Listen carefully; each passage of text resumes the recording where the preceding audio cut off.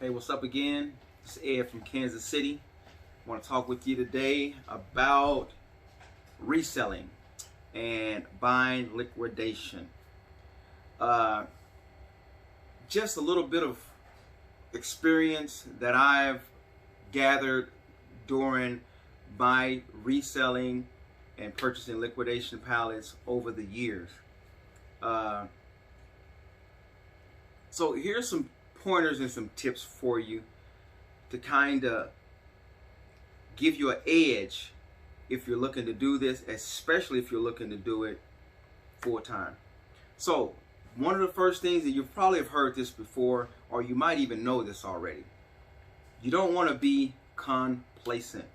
You don't want your business or you being a purchaser of liquidation pallets or wholesale pallets.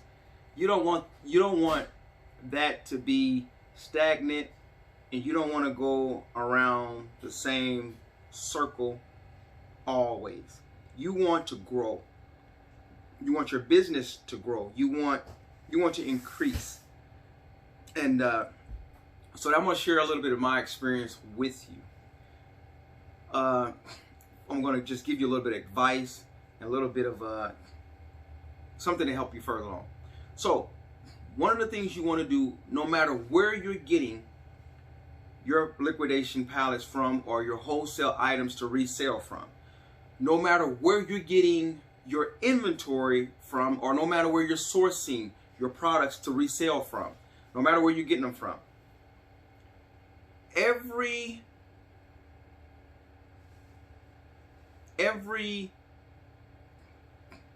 vendor or seller or place or every site, no matter where it is that you're getting your product from, that should be temporary. It should be temporary. Yes, I said it. It should be temporary. Where you start at today or where you started at last year, you should be progressing and you should be looking to expand, and that requires you finding the sellers that should fit your particular business to date better than it did last year. Let me give you an example. The seller that you're buying from today, if you have, let's say for instance, you have a site you're picking, let's say 888 lots. If you're purchasing from 888 lots and you're used to buying, let's say you're used to buying a few boxes. Maybe you started out buying a box or two. Well, you should be looking to eventually get a pallet or a truckload. But as your business grows or as your inventory grows, your purchasing power should increase. Your need for more product and to appeal to a bigger audience should also increase. And therefore, you'll need to find better sites, better platforms, better ways to retail your business. You can't allow yourself under any circumstances to get complacent, or that your business is stuck in some type of Groundhog Day. I don't know if any of you have seen that movie before. But everything should be progressing and you should be increasing. You should be increasing. That's the purpose of getting in this kind of business, is to expand. So let me kind of just backtrack a little bit here and I'm kind of getting a little ahead of myself. Let me kind of slow it down and talk with you. When you first start a business such as reselling,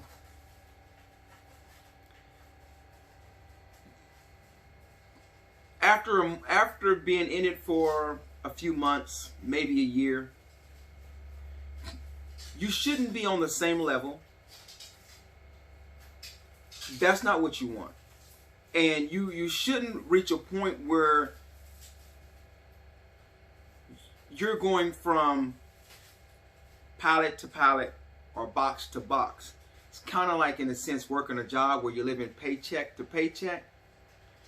If you've ever had a job, or you've ever been in a financial situation where you're having to live paycheck to paycheck, you know that that's a situation that you want to grow out of or come out of. You're looking for an opportunity. You're looking for an advancement. You're looking to progress. You're looking for something much better. Because all of us, any working person knows, living paycheck to paycheck, meaning you work that week, you work 2 weeks, and then you get that check, and that check is basically spent on all the expenses and the bills and everything you needed it for.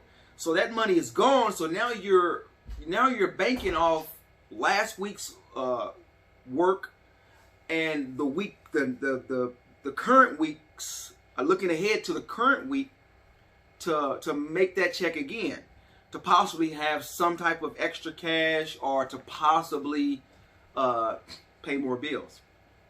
Well, it's the same. You should have that same mentality when it comes to having your own resellers business. You don't want to live from pallet to pallet or from boxes to boxes. Meaning you don't want your inventory to come in. You don't want a pallet that you just bought. That's enough that after you're finished selling it, you reach a point where now you pay bills and then you buy the same pallet again. That's the dog chasing his tail. That's really pouring water out of a sinking ship. You're not really gaining. So my purpose for this video is to really, from my experience, is to kind of really motivate you or to inspire you and kind of push you over the hump to get you to the point where you're not accepted of those type of trends or those kind of conditions. Like I said, if you have a particular, we all come across in reselling or buying liquidation, we come across certain sellers that really help grow our business. But those sellers may not be selling on those platforms for you to be able to buy their goods. It may not have worked out for them. They could have went to another site to sell on that you may not be following them on. They could just be a stepping stone or a rung in the ladder for you to get to the next level. And you should consider it that that's the case. Because if you look at it with buying liquidation goods or wholesale goods, if you really look at it like this, with the market as it is, as we know it, it's gradually always changing, and it's always becoming more complex as more companies raise up, as more companies get in the market in this field. Things continue to change, and that's why you see things like, you may see things like companies like JCPenney's or Sears or Gorman's or it doesn't have to be retailers. It could be fast food chains. You see a lot of companies being pushed out as other companies come in, and they encroach, or they kind of impede on the other companies. The other companies lose tune or lose pace, or they don't keep up with the current, what's really, marketable or not, what's really current. So here's some of the things I've learned when I started with this here. I kind of started out, I kind of started purchasing things from Alibaba. I used to even purchase things from eBay too. It was sellers on there who would have a lot of good pricing things that I could take, and I could resell those same things on Amazon and eBay, actually for a profit, because I would buy in large quantities. So I done that for a while.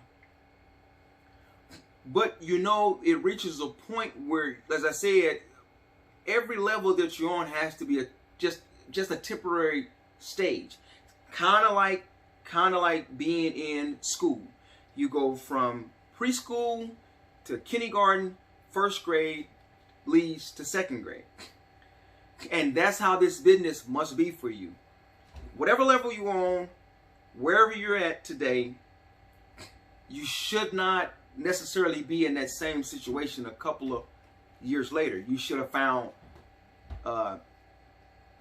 bigger ventures. You should find you should be in a position where you are, you know, better off to be able to go to explore and find bigger things. And so I felt like there was a time when I used to purchase a lot of things also from, you know, places like liquidation.com or B-Stock. And I stayed there for a couple of years, probably three years. And don't get me wrong, I still purchase from those particular liquidations today. But the point I'm making is this, is when you see your business constantly fluctuating, or when you see your sales stagnant, when it seems like you're just kind of going in the same circle, when your business is kind of just on the same path, you got to reach a point where you're like, something has to change. And that should lead you, as it did me, because I just knew that if you're going to do this, you have to really reach for, you have to expect more, you got to look for more, because you got to be inspired too. Someone should inspire you.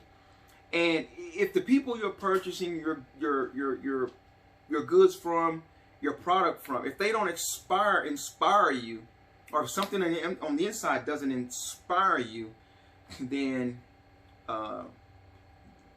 you're left with zero motivation to get bigger or to get better. So I was, you know, for years, a few years, probably a couple of 3-4 years, I could have been to the point where I found myself always searching the web, on the internet, you know, looking. And this was, it can go back as far as when I was getting my product from Alibaba. I would be on there for hours in through the night, looking for novelties or looking for something to sell that was new, that was something that wasn't really trending, but that I could possibly make a trend or make something desirable in my city. And so I would find myself staying up late at night on Alibaba, searching for products, looking at products, thinking, and wondering if something, you know, would be the, you know, resellable, or, you know, that I can make money out of. So even then, I was at a point where I was constantly looking for better things. And as my ideal and my desire grew, I began to look for better products, better things beyond Alibaba. That's what led me to places like liquidation.com or B-Stock, or places like, you know, other ones. And so as a result, I found myself purchasing from there. And of course, you make a lot of mistakes when you're first purchasing from sellers and people that are resellers. You learn mistakes from them. You learn mistakes as you get into every new level, and you find out things that you just didn't know. When I first got into purchasing on liquidation.com, I remember I purchased, my first order was a bunch of phone cases. And it wasn't that it was a bad thing of purchasing phone cases. The point was that my problem was that these were phones that were way outdated. Phone cases that were way outdated. The phones were no longer really circulating anymore. And so basically the whole box of phone cases that I purchased was basically useless. All I could use them for in my store was to fill space up, you know, shelf fillers or whatever. And then I went on to the next one where I began to, you know, get a little bit more experience. And the more experience you get with purchasing liquidation pallets or wholesale, the better off you can be with knowing who to purchase from and when to purchase and not to purchase. So the purpose of this video is to kind of just to inform you, if you're doing this as a business already or looking to do it as a business, don't get stagnant. If you're buying, let's say this year you started out buying boxes from 888 lots that cost you $300 to $500 or $600. You started something like that in, say, January this year. Don't be complacent. Just because you're getting some good products, if you're getting good products from there or wherever you're getting them from, I'm just using that as an example. If you're making profit and you're making profit from those particular purchases, it should reach a point where you kind of outgrow what you're getting to be able to move to the next level and get something bigger and better that can better put you in a position rather than living from box to box or pallet to pallet. So I was at a point where I was like, I gotta find something better. When I found liquidation.com, I was on a hunger, I was on a thirst after a year or two, and then I found B-Stock, which offered me another variety of things. But the point I'm saying is, I realized something. In my day-to-day living and in my day-to-day business practices and in my pursuit of profit and to grow, I realized I could not stay where I was financially, and that also meant I could not stay with who I was with, whether it was liquidation.com or B-Stock. I had to outgrow them as well. And that's what led to me eventually getting, truckloads, pallets instead of boxes, getting truckload of pallets, and eventually full truckloads. And it's all a learning experience. So no matter where you're at today, don't be complacent with the same stuff every year. Don't get to the point where you're happy spending $500-600 on a pallet, on some inventory, making $2,000. I'm gonna say something real important. Hear me out. If anybody continues to purchase boxes or pallets for $500 or $1,000, you keep doing that. Okay, say for instance you do make $2,000 or you make $2,500. All right, let's say you make $3,000 off the pallet or the boxes that you paid $1,000 for. You make $3,000. Well, you're going to use about $1,000 of that, if not $1,500 of that, half of that, to pay your expenses. So now you have $15 remaining. You're $500 above the $1,000 you spent for that pallet. So you're going to take that $1,000 or $1,200 of it, and you're going to purchase another pallet. And with the next pallet, you may make, say, $2,500, $3,500 again. You're going to take that $3,000 again, or that $3,500 again. You're going to spend $1,500 of it, $1,000 of it. You're going to spend on bills again. You're going to have $2,500 left. You're going to put the $1,000 back that you started off with, or the $1,200. That's going to leave you with $1,700, $1,800. Take $1,000 away from that you invested in for another pallet, leaves you with $800 profit again. My point is this, is that you're basically kind of going in a circle. The only people that's really benefiting is the people you're buying it from. Don't let any particular business, whether it's 888 lots, liquidation.com, bulk.com, don't let them make you stagnant or content or satisfied with making the lesser profit. Don't let them get you to the point where you're comfortable with just making a little bit of profit. Because the problem with that is there's a lot of resellers, as you and I know. If you're Amazon, if you sell on Amazon, if you sell on eBay, or if you sell on other sites, you know that there's a lot of big sellers out there. And those particular big sellers, they also purchase inventory from big companies as well, whether it's via trading or bulk.com or 888 lots or whoever it is. These people purchase large amounts of inventory, goods, truckloads. And they turn around, and some of these people have also their businesses as well, where they sell pallets. They purchase truckloads and they sell pallets. They turn around and they open up a site, a website for you to be able to buy their pallets.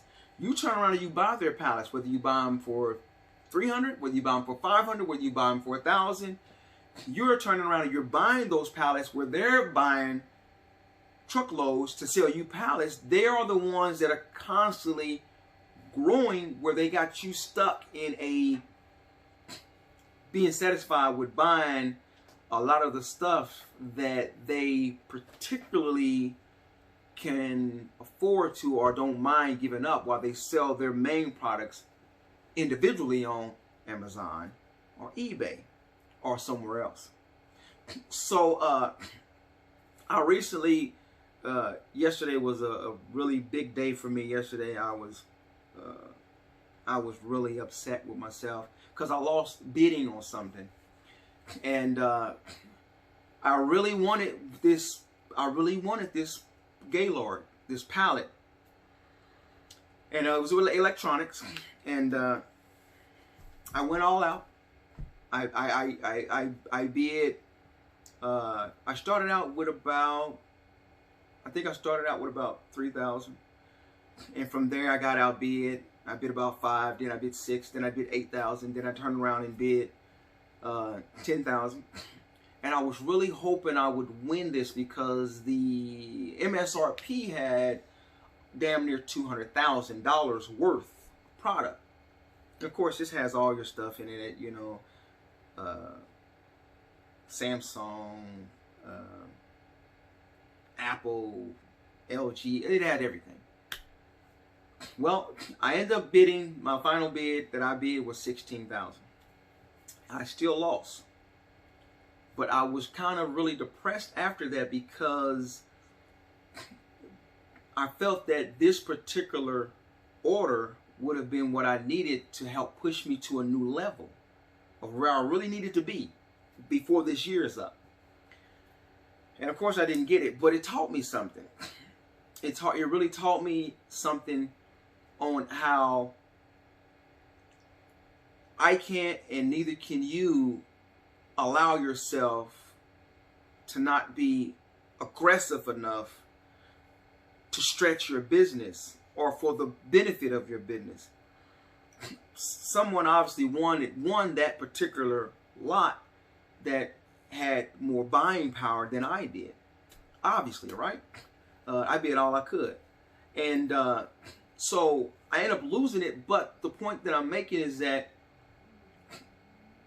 whoever that particular person was, he's more likely a reseller himself. Whoever that person was, he more than likely is pretty big. And those are the ones who seem like they make all the money. They have all the product to sell. And one thing about me is, and what I'm relaying to you is, from my experience, you can't be satisfied. You can't allow yourself to get complacent and so content with buying the same types or spending the same type of money. You can't allow yourself to get used to buying the same source of pallets or same source of boxes, spending the same amount of money, and expect to get grandeur or humongous fee kickback or profit growth or growth, period. You have to reach a point where you're going beyond, or you're getting out of the realm that you're normally used to functioning out of. If you're used to spending 500, if you're used to spending 1,000, if you're used to spending 1,500 or 7,000 or whatever on truckloads or pallets or boxes, is you have to reach a point in order for you to grow, in order for you to go to a new level. And I'm not saying spend unwisely or purchase unwisely. Don't go spending 10,000 or 5,000 or 3,000 or 2,000 on something that you're going to lose on. You got to really follow the same guidelines that I put in the other videos if you haven't watched. You got to get it from a reputable seller. You got to know what you're getting. You should handle purchasing pallets as you would your day-to-day purchasing, from reputable places that you know you're getting what you're paying for. And then the second thing was, the more you know, the better off you are. You need to know what kind of products you're buying. If you can know things about the seller, I mean, you should, but you should know things about the products, whether they're shelf pulls, whether they're new, whether they're customer returns, and if they're customer returns, where were they being returned from? Were they returned to the actual major retailers, or was this some person on Amazon or eBay that's pretty big that has them returned to him as the personal seller? You don't want to fall for that. And then the third thing was in reselling, like I said, the second one was the more you know, the better off you'll be. And then the third thing was you wanted to make sure that, well, I kind of forgot the third one right about now. My mind is really didn't expect to speak on that. But the third principle was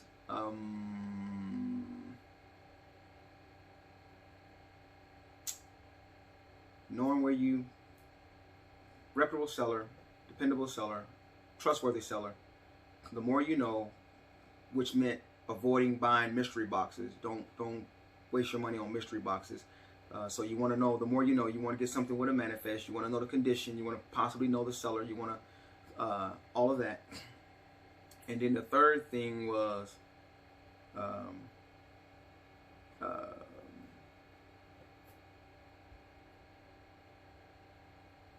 knowing the sites.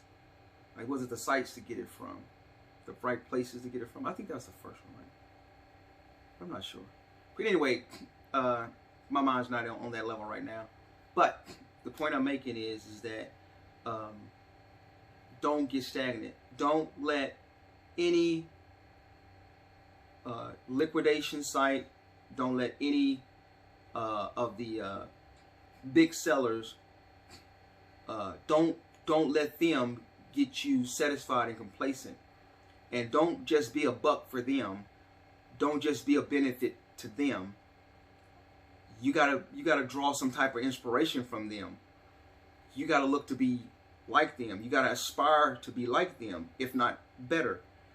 And you don't want to ever get stuck in a point where you feel like what they're selling you on that particular level can be beneficial or meet your needs for many years. It should be temporary. So when I was purchasing, as a main source was liquidation.com, when that was my main source, when that became my main source, it reached a point where I realized, in order for me to get out of this stuck position of, you know, just buying a pallet, making some money, having enough left over just to buy another one or a little bit more. And I know you got to grow in stages and in steps, but you can't allow myself. I couldn't allow myself to just stay there. I stayed there. I had to find better sites, better sellers. I had to find bigger things. And that requires also spending more money, taking more risk. So, like I said, I reached a point, even when I reached those sellers, I still reached a point where I had to be like, I need to find where some of these big people are getting their inventory from. And there was times that I would go personally to Walmart. I would go personally to Best Buy. I would go personally to some of these big retailers, directly to their stores, and speak with their store managers. And I would tell them about my business, and I would ask them I would let them know I'm interested. I would like to purchase their customer returns. And it seems like sometimes you feel like you're getting a break and you don't get the deal. You don't reach. They just tell you that they don't do it. They send them to their customer center or their return center. But you and I know that's not necessarily true. If you've been in this, you know that they're going to these other companies who can afford to purchase from them and give them the money they're looking for. So they're even companies like that have returns. They're not looking to just give it away to anybody for a little or nothing. They're going to make some profit out of that, even though they're written off. They're write-offs. But my point is this here is don't be complacent. If you're used to spend, if you've been buying $300 boxes, $500 to $1,000 pallets for the last couple of years, something is wrong with that picture. Something is wrong with that picture. You have to reach a point where you're looking to purchase things that can take you to the next level, because that's what it means to be in this business. You want to go to the next level. You want to get more inventory in. You want to get the kind of inventory in that can bring substantial amount of profit for you, and not simply be somebody else using you to make money. So that's what I wanted to talk with you about. I know I left out a few things. I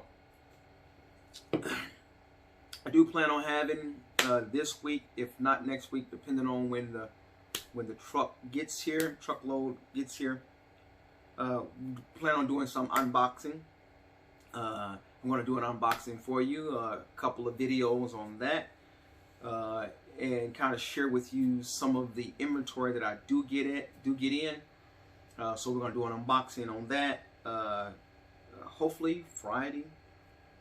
If not Friday, then we'll have to see, because I don't know when exactly the truck will be arriving.